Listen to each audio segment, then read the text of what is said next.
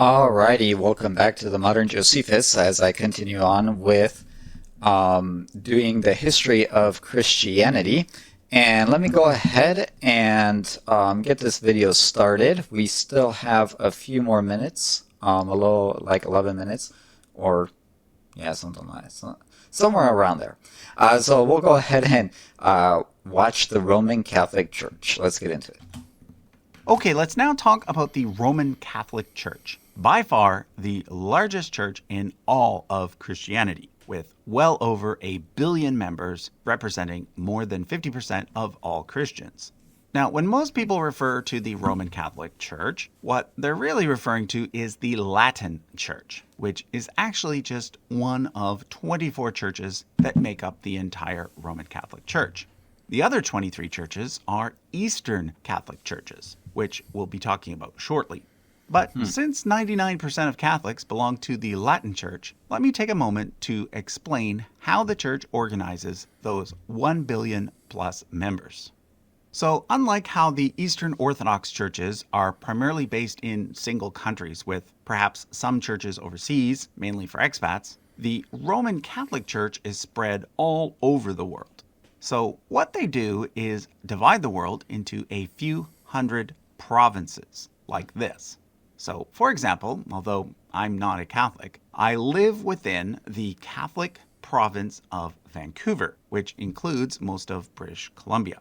Within that ecclesiastical province are 5 dioceses, and each I just noticed that Indiana gets its own. one of those dioceses is led by a bishop. However, one of those dioceses is an archdiocese, led by an archbishop, who, in addition to being in charge of his diocese, is also in charge of the entire province. Now, within each diocese are a bunch of parishes, or local churches, each run by a parish priest. So, the closest Catholic church to me happens to be this one, although I also happen to live fairly close to a cathedral. Growing up, I always thought a cathedral was simply an extra big and fancy church. Well, that's not quite the case. Each diocese has just one cathedral, and it's called that because that's where you'll find the bishop, or archbishop, for that diocese.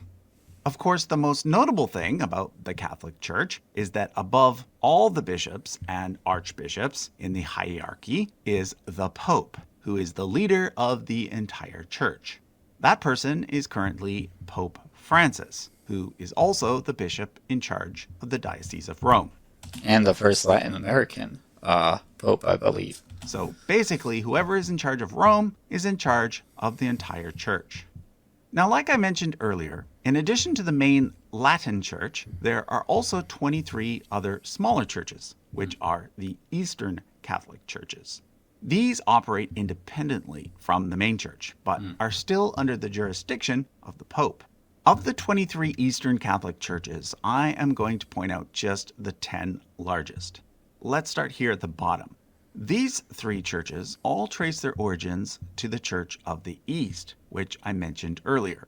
Basically, what happened is that in 1552, there was a schism in the Church of the East that resulted in some congregations remaining in the Church of the East. These are the ones that became the Assyrian Church of the East and the breakaway Ancient Church of the East. But at the same time, there were other congregations that decided to join the Catholic Church instead. These became known as the Chaldean Catholic Church. Then there are the St. Thomas Christians from India. These Christians trace their origins back to the Apostle Thomas, who supposedly traveled all the way to India in the 1st century. At some point, though, the Christians in India became associated with the Church of the East. But then later, some joined the Oriental Orthodox churches, becoming known as the Indian Orthodox Church, while others joined the Catholic Church, becoming known as the Syro-Malabar Catholic Church. The Syro-Malankara Catholic Church is also based in India and consists of congregations that broke away from the Indian Orthodox Church. So note that there are 2 different Eastern Catholic churches based in India. The Syro-Malabar one follows Eastern Syrian traditions, whereas the Syro-Malankara one follows Western Syrian traditions. The largest Eastern Catholic Church is actually the Ukrainian Greek Catholic Church, with over 5 million members. This church traces its roots back to the Ruthenian Orthodox Church that I mentioned earlier. So basically, back in the 1500s, there were some Christians in Ukraine that didn't want to join the Russian Orthodox Church, so they joined the Catholic Church instead. Now, there's also a Ruthenian Greek Catholic Church, but it actually has nothing to do with the Ruthenian Orthodox Church. It actually formed when certain congregations broke away from the Serbian Orthodox Church. Then there's the Armenian Catholic Church, which, as you might have guessed, is based on those who broke away from the main Armenian Church, which is associated with Oriental Orthodoxy. That leaves us with the Coptic Catholic Church, which broke away from the Greek Orthodox Patriarchate in Alexandria, and these three, which all broke away from the Greek Orthodox Patriarchate of Antioch.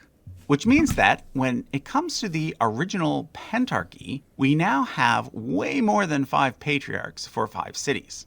So as I mentioned last time, there's an Oriental Orthodox Patriarch of Alexandria, who uses the title of Pope, but there's also a Greek Orthodox one. Well, now you know that there's a third Patriarch of Alexandria too, a Catholic one, who is the leader of the Coptic Catholic Church. In Antioch, it's even more complicated. There's the Oriental Orthodox Patriarch and the Greek Orthodox Patriarch. But there's also 3 different Catholic Patriarchs, representing the 3 different Catholic churches based in Syria. Now, I should mention, which I failed to do last time, that the city of Antioch is now actually located in Turkey. But for most of history, it was associated with the region called Syria. In Rome, of course, it's simple. There's just one patriarch, Pope Francis. And in Constantinople, it's mostly simple. There's mainly just Bartholomew I, the spiritual leader of the Eastern Orthodox Church. Although technically the Armenian Church has a patriarch there too. Finally, in Jerusalem, there are 3 patriarchs. There's the main patriarch, who is Eastern Orthodox, but there's also a Catholic patriarch who represents the Latin Church, as well as an Armenian patriarch. So that takes care of the official branches of the Roman Catholic and Eastern Orthodox churches. But before I go, I want to point out a few unofficial or independent branches. In 1870, the Roman Catholic Church held a council that is now known as Vatican I. One of the things that the council decided was that the Pope is infallible. Now, this doesn't actually mean that the Pope never makes mistakes or that he has the power to radically change church doctrine. It actually only applies to special statements that are clearly made ex cathedra, meaning from the chair. Well, there were some Catholics that disagreed with the idea of papal infallibility, among other things. And there happened to be an archbishop in the Dutch city of Utrecht who had already gone independent. So basically, after Vatican I, a bunch of other priests joined with that archbishop to form the Old Catholic Church, also known as the Church of Utrecht. Today, they are led by this man here. Something similar happened in the 1960s, following the council known as Vatican II. One of the main things to come out of that council was the decision to hold Mass in local languages instead of Latin. Again, there were some Catholics who disagreed with the various decisions made at the council. This time, those who separated and formed independent Catholic churches became known as sedevacantists, which is a word based on the Latin for empty chair. Basically, these Catholics believe that the office of Pope has been vacant ever since Vatican II. One of the main sedevacantist churches is the Congregation of Mary Immaculate Queen in Nebraska. The Eastern Orthodox Church also has independent branches. There, the separatists are known as Old Calendarists or True Orthodox. The main issue for them was the switch that the Eastern Orthodox Church made in the 1920s from using the old Julian calendar to the new Julian calendar. Today, most old calendarists are found in Romania and Greece. Okay, so that was a look at the Roman Catholic and Eastern Orthodox branches of Christianity. In the next episode, we'll be moving on to the Protestants and Restorationists. And this is where the tree starts to really go in a bunch of different directions. So you can expect that there will be several episodes on the Protestants and Restorationists before we're done. Episode 3 is likely to come out mid-March. Until then, leave a comment with your thoughts. Thanks. All right, so here's my only thing. When they say that the Vatican II or Vatican I says that the Pope, it declares the Pope infallible. But then the Catholics will say, well, yeah, it says that, but it doesn't mean that. That's a form of being illogical. A cannot equal A and not equal A at the same time. So either the Pope is infallible or not infallible. And if he's infallible, then why come out with Vatican I saying he's infallible? That's the issue with this. And also,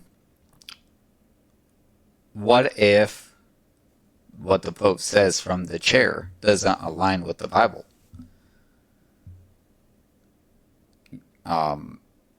There's a